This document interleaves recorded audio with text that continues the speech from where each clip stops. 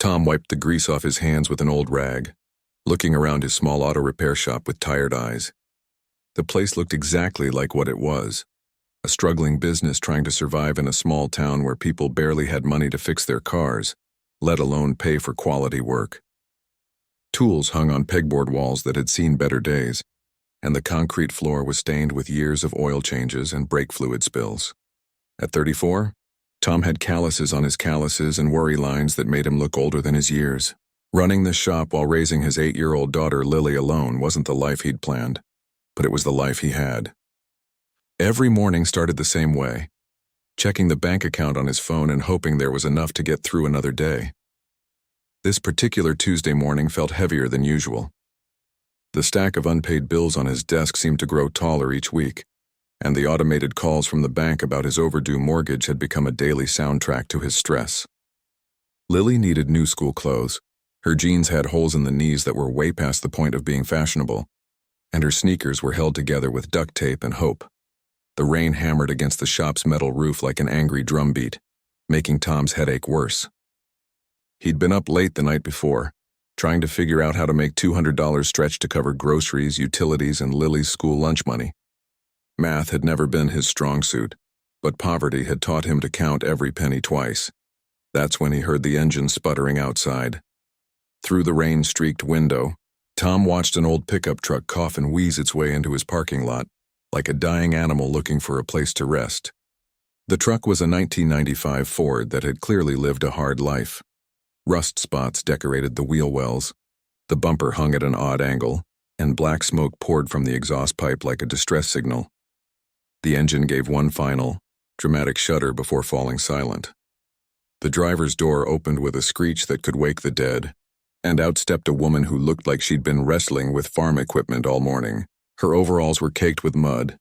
Her work boots had seen better decades, and her hair was pulled back in a messy ponytail that had given up trying to look neat hours ago. Tom grabbed his jacket and headed outside, dodging raindrops the size of quarters. "Need some help?" he called out, raising his voice over the storm. The woman looked up, and Tom was surprised by her smile. Despite being soaked and clearly frustrated, she had the kind of genuine warmth that made you want to help her fix whatever was wrong with the world. "I really hope so," she said, gesturing helplessly at the truck. "This thing picked the worst possible time to give up on life. I've got a whole truck bed full of vegetables that need to get to the farmer's market, and people are counting on me." Tom walked around the truck, listening to the way she talked about her customers like they were family members. She didn't want to disappoint. Most people complained about their own inconvenience when their car broke down, but this woman was worried about letting other people down. "I'm Kate," she said, extending a muddy hand that she immediately pulled back with an embarrassed laugh. "Sorry, I'm not exactly in handshake condition right now." "Tom," he replied, grinning despite his own stress. "And don't worry about it. I've had worse things on my hands than a little dirt." He popped the hood and immediately spotted several problems. The engine was older than some of his tools, and it looked like it had been held together with determination and spare parts for years. The timing belt was frayed, the radiator hose had a small leak, and the alternator was making sounds that suggested it was planning its retirement. "How long has it been making that grinding noise?" Tom asked. Kate bit her lip, looking guilty. "What grinding noise?" Tom raised an eyebrow and she sighed. "Okay, maybe a few weeks, or possibly a month. Time gets away from you when you're trying to keep a farm running."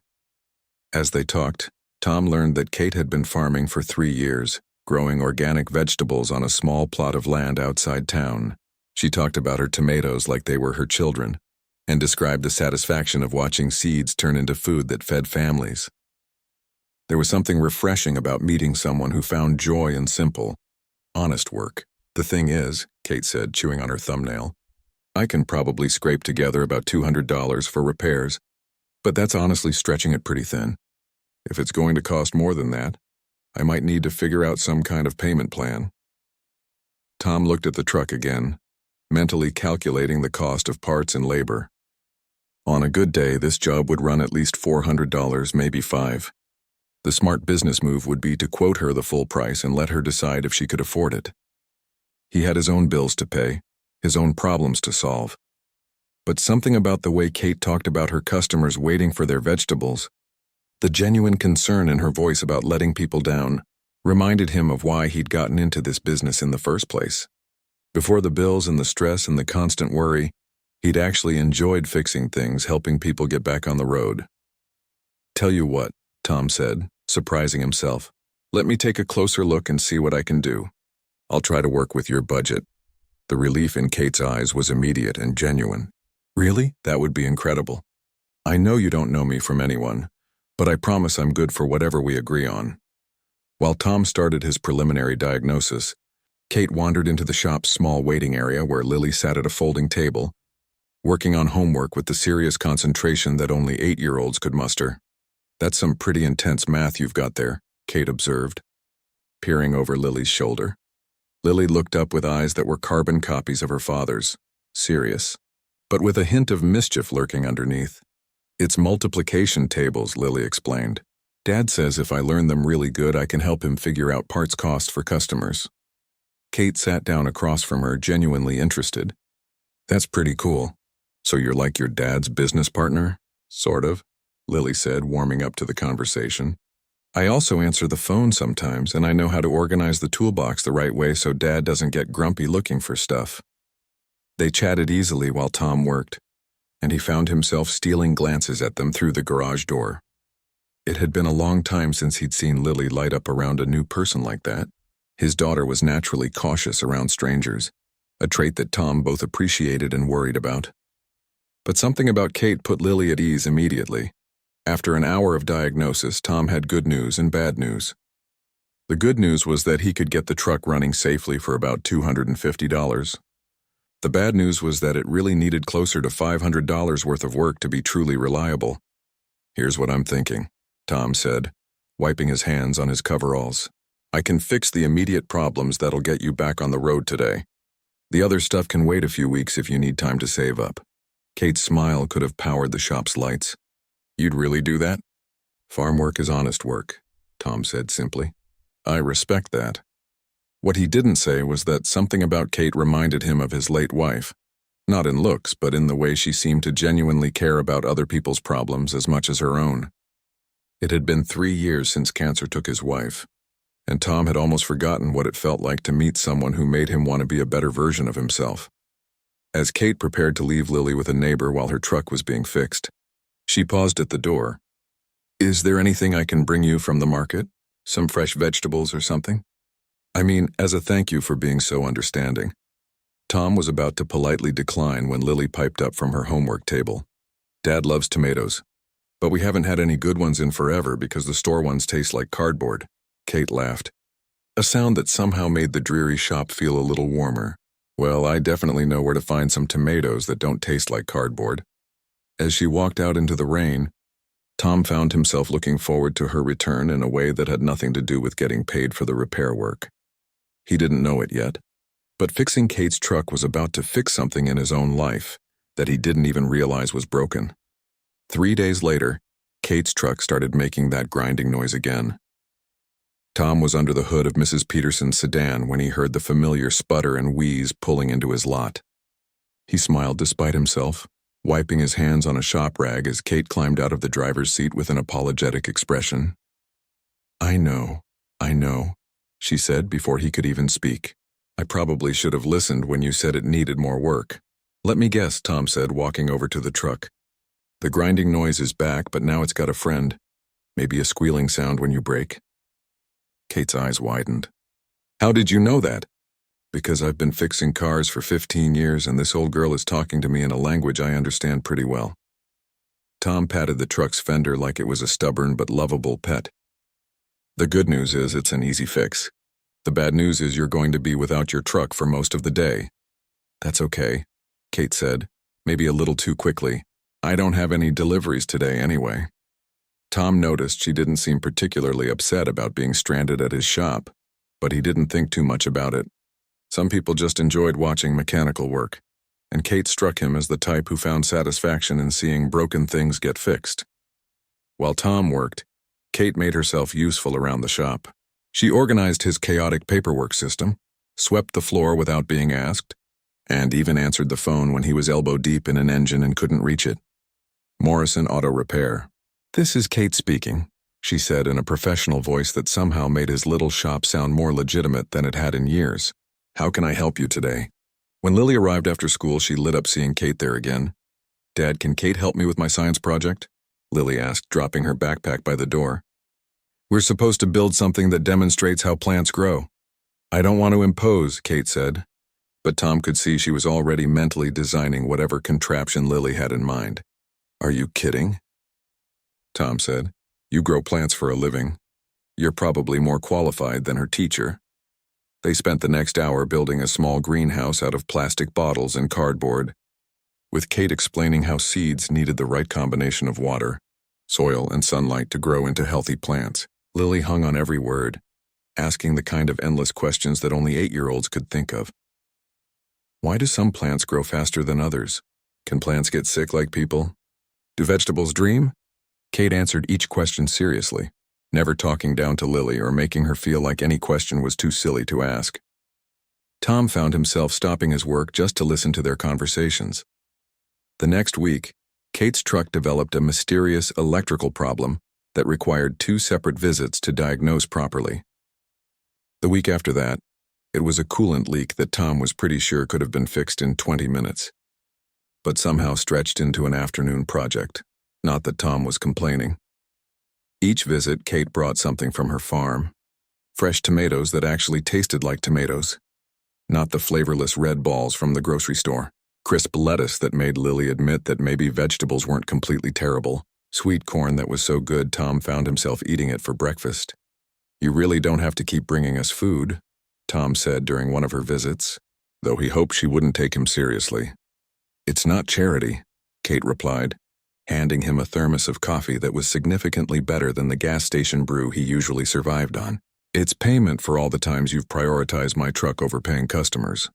Tom accepted the coffee gratefully, noticing that Kate always seemed to know exactly how he liked it, strong enough to wake the dead, with just enough cream to make it smooth. Their conversations during these visits started simple. Talk about the weather, local news, the challenges of running a small business. But gradually, they began sharing more personal things.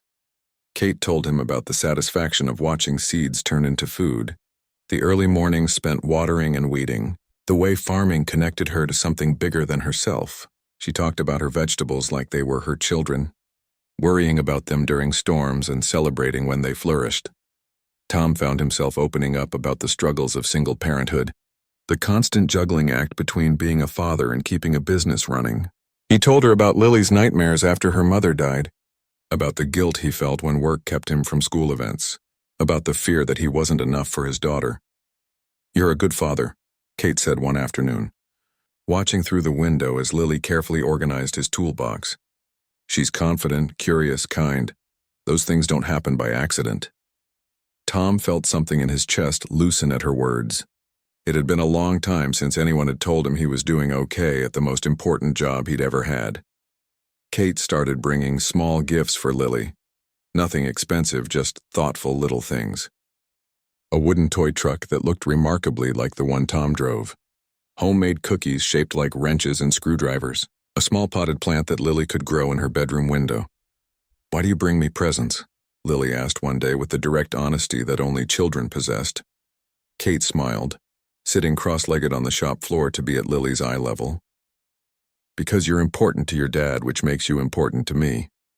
It was such a simple answer, but it hit Tom right in the heart.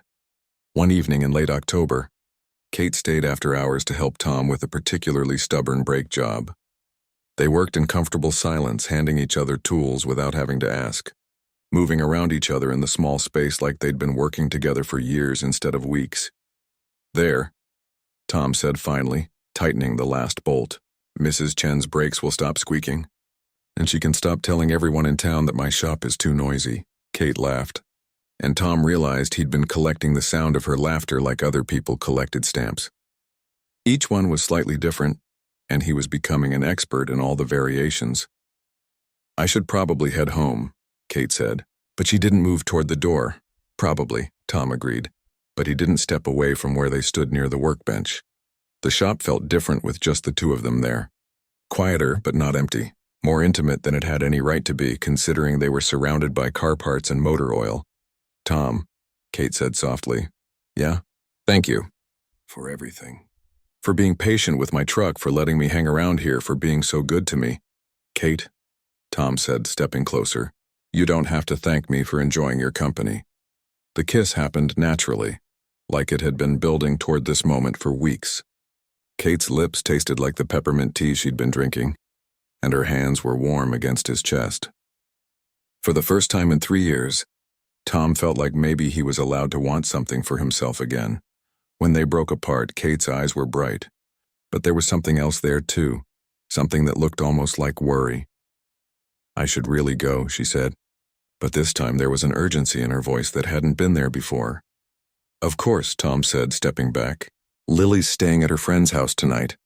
But I know you've got an early morning," Kate nodded, gathering her jacket and keys with movements that seemed slightly too quick, too nervous. "I'll see you soon?" Tom asked. "Yes," Kate said, but she didn't quite meet his eyes. "I mean, probably. I've got a really busy few weeks coming up with the harvest and everything." Something in her tone made Tom's stomach twist slightly, but he pushed the feeling aside. Kate was a farmer. Of course, harvest season would be busy. As her taillights disappeared into the darkness, Tom stood in his shop doorway, touching his lips and trying to figure out why the best moment he'd had in years was followed by such a strange sense that something had just changed between them. He didn't know it yet, but Kate's phone was already buzzing with calls from someone named Victoria, and the conversation they were about to have would make her next visit to his shop very different from all the others. The weeks that followed their first kiss were some of the happiest Tom could remember in years. Kate had become a regular part of their routine, showing up at the shop most afternoons just as Lily got out of school. What started as truck repairs had turned into something that felt suspiciously like a family. Kate would help Lily with homework at the small table in the waiting area, her patience endless when it came to explaining math problems or reading assignments. She'd bring dinner on the nights when Tom had to work late. Simple meals that somehow tasted better than anything he'd managed to cook for himself and Lily in the past 3 years. "Why is Kate's spaghetti so much better than yours, Dad?" Lily asked one evening, twirling noodles around her fork with the serious concentration of a food critic. "Because she actually uses more than 2 ingredients," Tom replied, earning a laugh from Kate that made his chest feel warm. "Hey, salt and ketchup are perfectly acceptable seasonings," Kate said, bumping his shoulder playfully. "That explains so much about your cooking," Tom teased back. These moments felt so natural, so right that Tom started letting himself imagine a future that included more than just surviving day to day. He found himself looking at engagement rings in store windows during his lunch breaks, doing mental math about whether he could afford even the simplest band. The calculations never worked out in his favor, but for the first time in years, hope felt more realistic than fear. Kate seemed to be falling just as hard. She'd started keeping a change of clothes at the shop, and Tom would often find her in the morning, having arrived early to help him open up. She knew how he liked his coffee, remembered Lily's favorite snacks, and could hand him the right tool before he even asked for it. But something was off, and Tom couldn't quite put his finger on what it was. It started with the phone calls. Kate's phone would ring at the strangest times, and she'd immediately tense up, checking the screen with an expression Tom couldn't quite read. Sometimes she'd answer, stepping outside or into the shop's tiny bathroom to talk in hushed, urgent tones. Other times she'd let it go to voicemail, but Tom noticed she always checked the messages later when she thought he wasn't looking. "Everything okay?" He'd ask when she came back inside, and Kate would always smile and nod, but the smile never quite reached her eyes. "Just farm stuff," she'd say. "You know how it is with co-ops and distribution schedules." Tom didn't actually know how it was with co-ops and distribution schedules, but Kate said it with such confidence that he figured it must be normal. Farming was probably more complicated than he realized. Then there were the little things that didn't quite add up. Kate would mention traveling to different farmers' markets, sometimes in cities that were hours away. When Tom asked how she managed the long drives in her beat-up truck, she'd get a slightly panicked look before explaining that she carpooled with other farmers, or that her truck ran better on highways than in town. One afternoon, Lily was showing Kate pictures on Tom's phone when she stopped at a photo from their last vacation, a weekend camping trip to a state park about an hour away. "Oh, I love this place," Kate said without thinking. The hiking trails near the lake are incredible, and that little restaurant with the amazing seafood is just perfect after a long day outdoors. Tom looked up from the engine he was working on. What restaurant? Kate's face went slightly pale. Oh, I think I'm thinking of somewhere else. I've never actually been there. But Tom had been to that state park dozens of times, and there was no restaurant anywhere nearby, let alone one that served seafood. The closest thing to fine dining was a gas station that sold hot dogs that had been rotating under heat lamps since the Clinton administration. Another time, Kate casually mentioned how much she missed that little cafe in Paris with the amazing croissants, then quickly tried to cover by saying she'd seen it in a movie and wished she could go there someday. These inconsistencies made Tom's stomach twist with unease, but every time he considered confronting Kate about them, she'd do something that reminded him why he was falling in love with her. She'd help Lily build a fort out of shop rags and cardboard boxes, or surprise Tom with his favorite sandwich from the deli across town, or simply listen to him talk about his day with the kind of attention that made him feel like the most interesting man in the world. The mysterious phone calls became more frequent as autumn turned toward winter. The caller ID always showed the same name, Victoria. When Tom asked who Victoria was, Kate would get that same panicked expression. "Oh, she's just the head of our farming cooperative," Kate would explain. "Very demanding, lots of meetings and paperwork. Sometimes I think she forgets that we're growing food, not running a corporation." Tom accepted this explanation because he wanted to, but part of him noticed that Kate never seemed to attend any of these supposed meetings, and she certainly never brought home any paperwork from her farming cooperative. The breaking point came on a cold December morning when the bank manager, Mr. Williams, walked into Tom's shop with the kind of expression that meant bad news was coming. "Tom, I'm sorry to have to tell you this in person, but we need to talk about your mortgage situation." Tom's stomach dropped. He'd been behind on payments for months, juggling which bills to pay each week and hoping something would change before the bank noticed. "How bad is it?" Tom asked, though he wasn't sure he wanted to know the answer. "You're 3 months behind, and the bank board met yesterday. They're starting foreclosure proceedings. You have 30 days to bring the account current, or we'll have to take possession of the property." The number Mr. Williams quoted made Tom's head spin. $15,000. It might as well have been $15 million. After the bank manager left, Tom sat at his desk staring at the foreclosure notice until the words started to blur together. This was it. The end of his business, the end of the life he'd built for himself and Lily. They'd have to move, probably to a different town where Tom could find work at someone else's shop. Lily would have to change schools, leave her friends, start over in a place where nobody knew her mother had existed. Kate found him there an hour later. His head in his hands, the foreclosure notice crumpled on the desk beside him. "Tom, what's wrong?" He told her everything. About the mounting bills, the missed mortgage payments, the impossible amount of money he needed to save his shop. Kate listened without interrupting, her face growing more concerned with each detail. $15,000, Tom said finally. "I'd need to work for 6 months without eating, sleeping, or paying any other bills to save up that much money." Kate was quiet for a long moment, and when Tom looked up, she had an expression on her face that he'd never seen before. Determined, almost fierce. "I can help," she said. Tom blinked. "What?"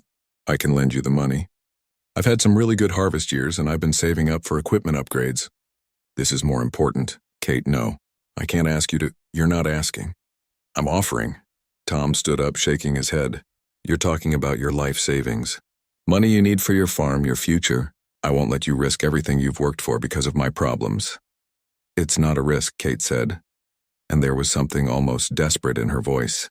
"Tom, please, let me help you." But Tom's pride, the same stubborn pride that had kept him working 18-hour days instead of asking for help, wouldn't let him accept charity from the woman he loved.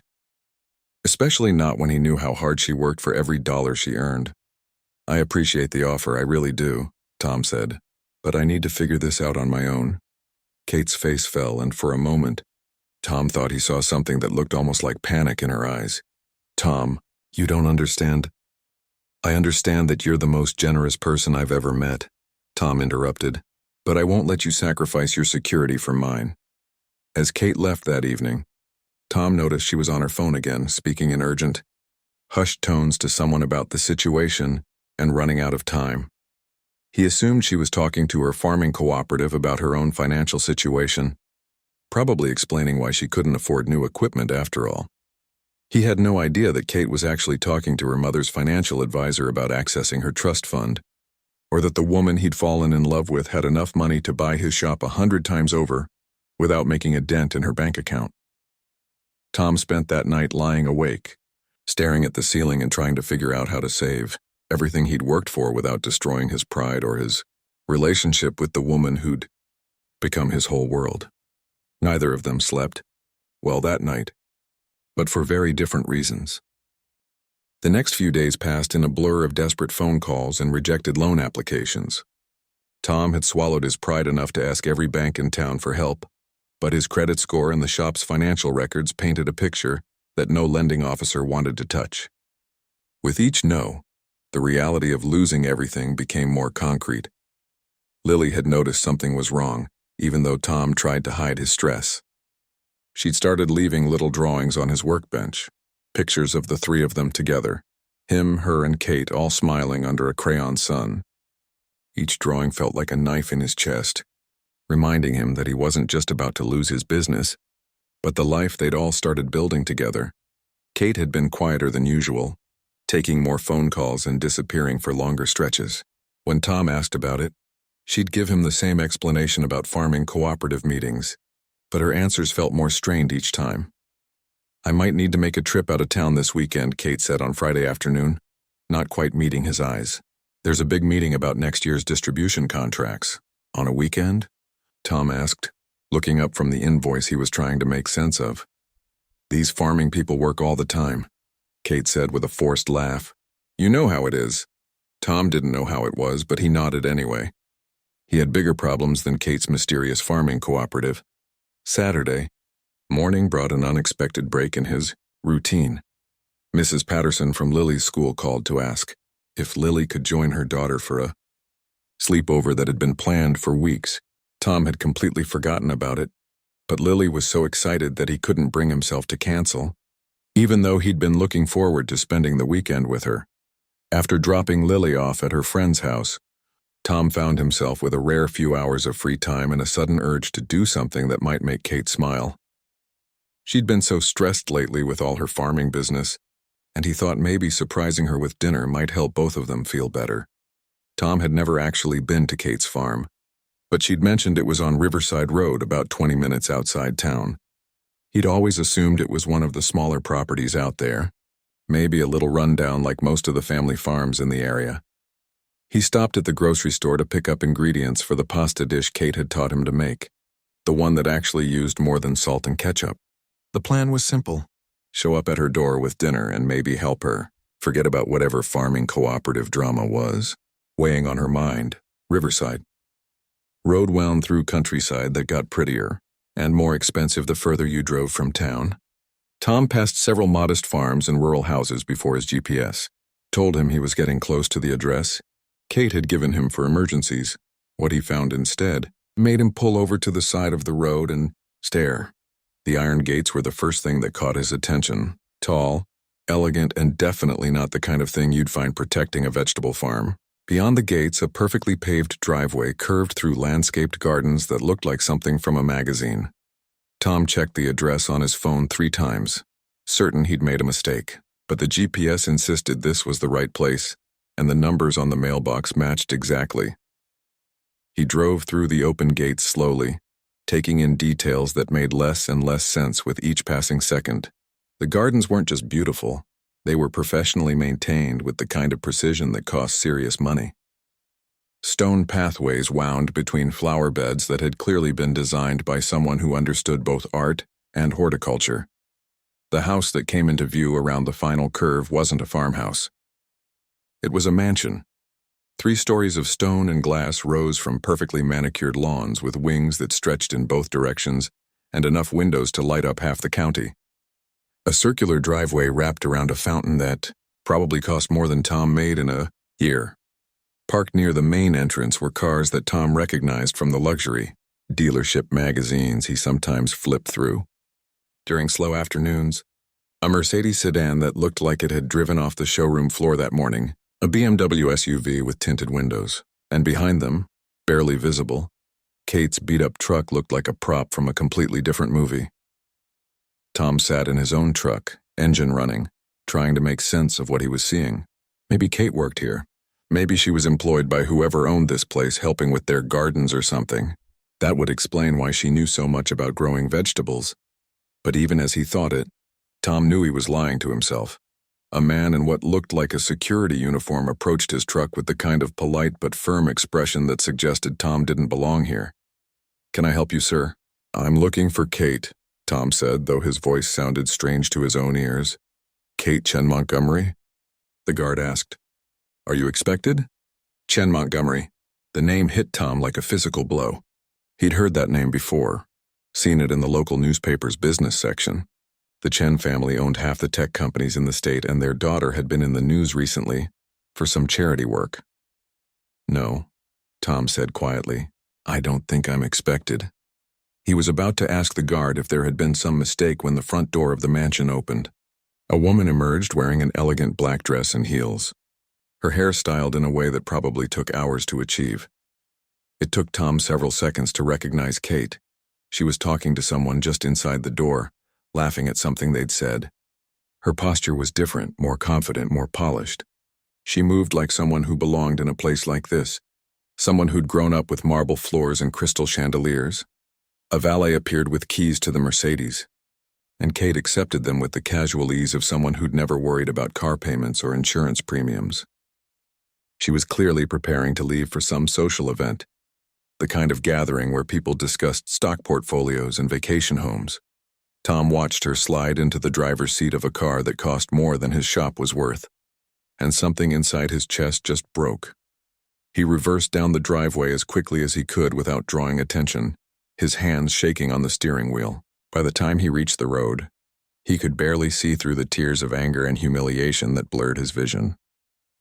The woman he'd fallen in love with didn't exist. Kate, the struggling farmer. Kate, who worried about her vegetable customers. Kate, who understood what it meant to work hard for every dollar. She was a fantasy. A rich girl playing dress-up, slumming it with the working class for entertainment.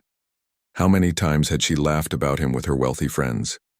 The poor mechanic who actually believed she cared about him, who thought he could build a life with someone so far out of his league that they might as well be from different planets.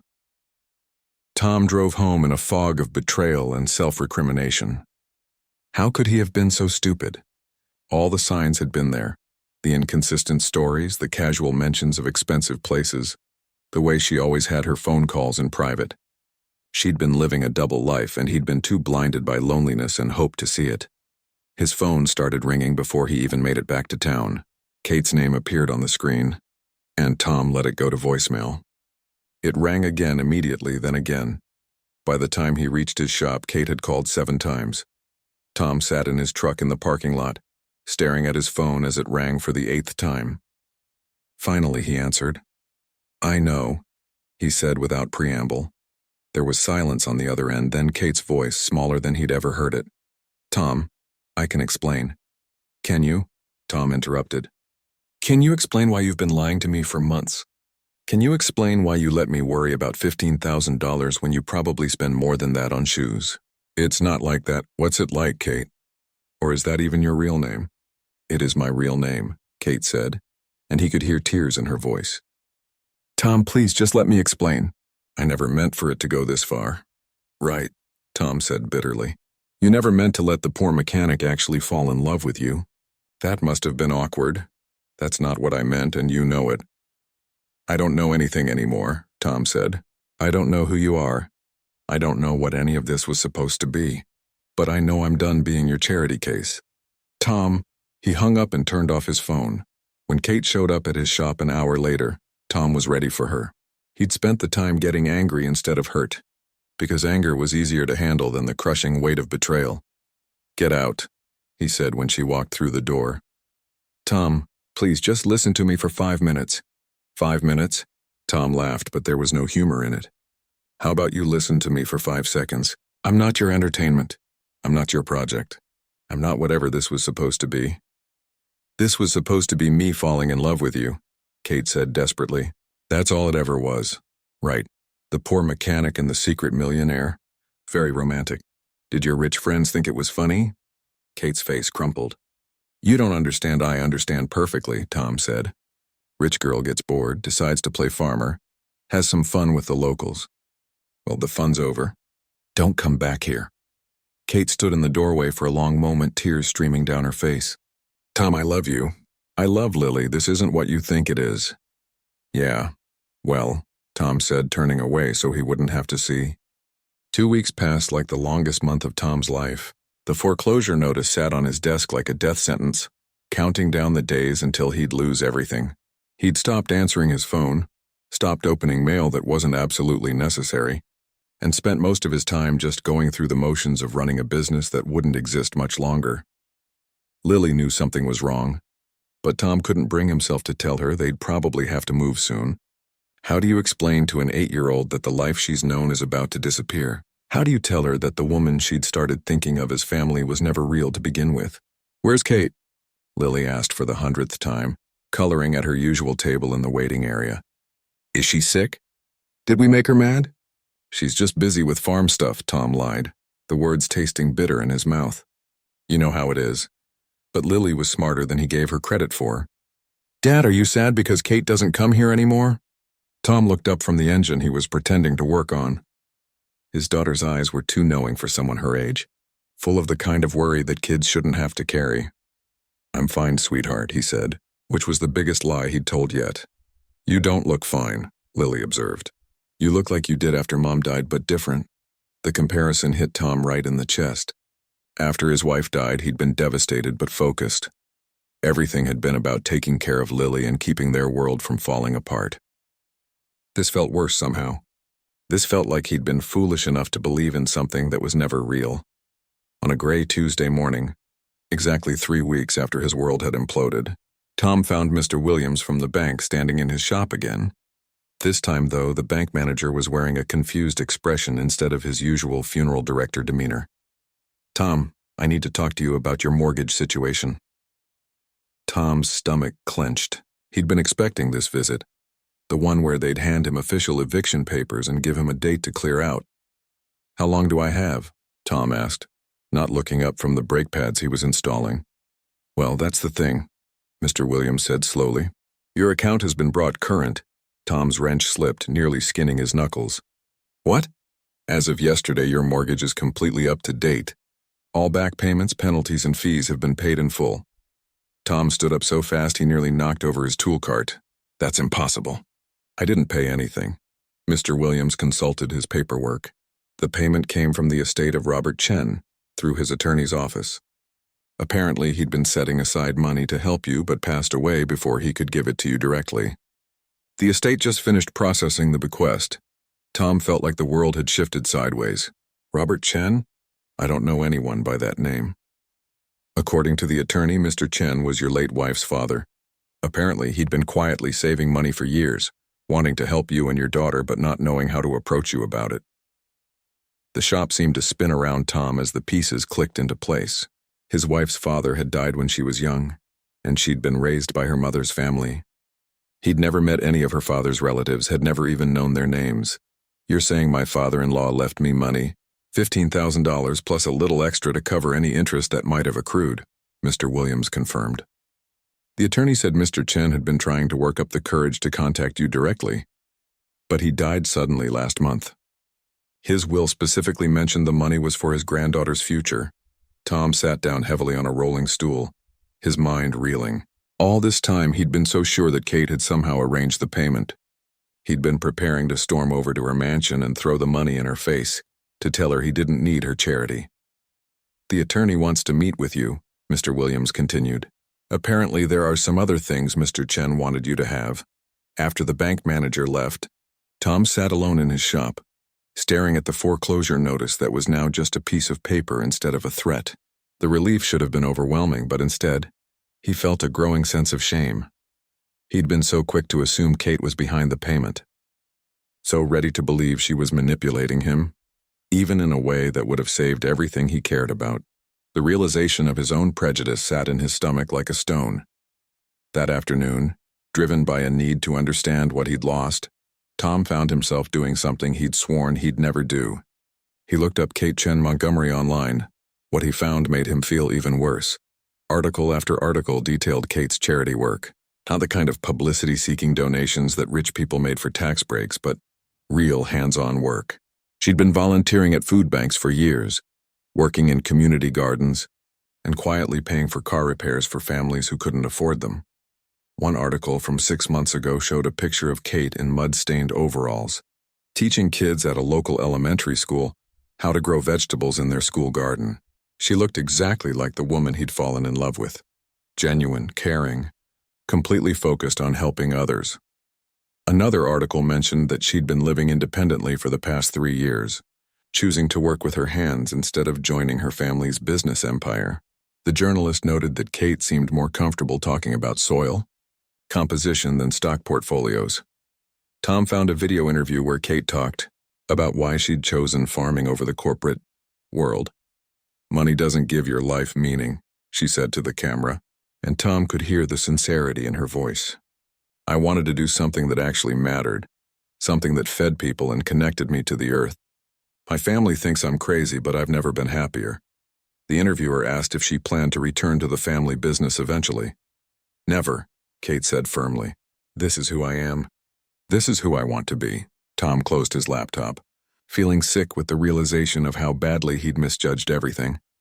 The next day, he drove to the community garden on the outskirts of town, a place he'd never paid much attention to before. He'd read in one of the articles that Kate volunteered there regularly. He found her in a plot surrounded by winter vegetables, wearing the same mud-stained overalls he remembered, teaching a group of neighborhood kids how to prepare garden beds for spring planting.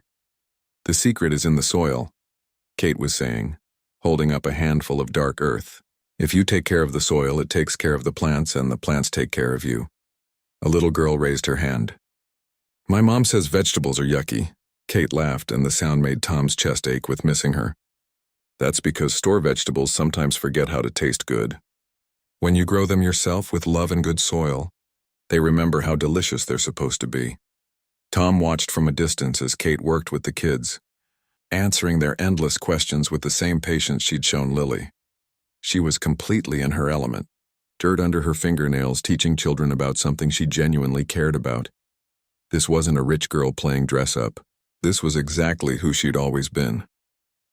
When the kids left with their parents, Kate finally noticed Tom standing by the garden gate. She froze, uncertainty flickering across her face. "Tom." "Kate." He walked over slowly, his hands shoved deep in his pockets. "I owe you an apology." "No, you don't," Kate said quickly. "I should have told you the truth from the beginning. I didn't know how." "Why didn't you?"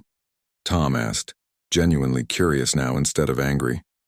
Kate sat down on an overturned bucket, looking suddenly tired. "Because for the first time in my life, someone loved me for who I actually am, not what my family has. Do you know how rare that is when you grow up with money? People either want something from you, or they're intimidated by you, or they think you're not worth their time because you must be spoiled and useless." She looked up at him, her eyes bright with unshed tears. "But you saw me working in my garden, getting my hands dirty, caring about my vegetables, and you thought I was worth knowing. You didn't care if I had money because you thought I didn't have any. You loved Kate the farmer, not Kate the heiress." Tom sat down on the ground beside her bucket, finally understanding. "You were scared I'd stop seeing you as yourself if I knew about your family. Wouldn't you have?" Kate asked quietly. Tom considered this honestly. "Probably. At least at first. I would have been intimidated. Maybe assumed we were too different. So I kept lying and the lies got bigger. And then I was in too deep to figure out how to tell the truth without losing everything." They sat in comfortable silence for a while, surrounded by the sleeping garden that would wake up green and full of life in a few months. "I read about your charity work," Tom said finally. Kate's cheeks flushed. "That's not why I do it. I know. That's what makes it real." Another pause, then Tom took a deep breath. "I was wrong about a lot of things. I'm sorry I didn't trust that what we had was real." "It was real," Kate said firmly. "It was the most real thing in my life." Tom corrected. "It is real." Kate looked at him with hope dawning in her eyes. "Is, if you want it to be." If you're willing to put up with a stubborn mechanic who sometimes lets his pride get in the way of his brain,